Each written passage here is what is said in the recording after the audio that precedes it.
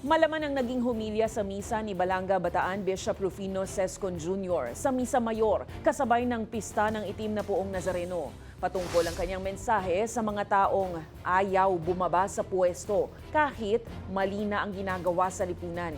Ayon kay Bishop Sescona, wala umanong awa sa bayan ang mga politiko na nakadikit pa rin sa kapangyarihan na nagiging dahilan para magdusa ang publiko.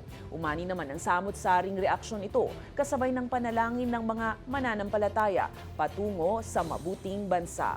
Samantala, magkakaroon pa ulit ng misa sa Quiapo Church sa oras na maibalik na sa dambana ang Poong Nazareno. Sa ating bayan ngayon, may mga ayaw bumaba kahit mali na at bistado na.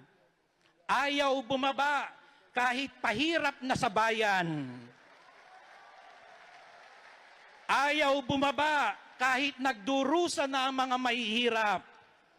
Ayaw bumaba kahit binabaha na at nasisira na ang bayan.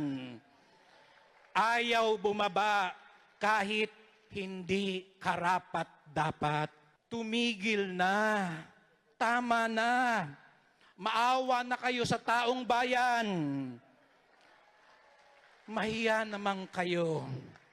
Bumaba na ng kusa, alang-alang sa awa at pag-ibig.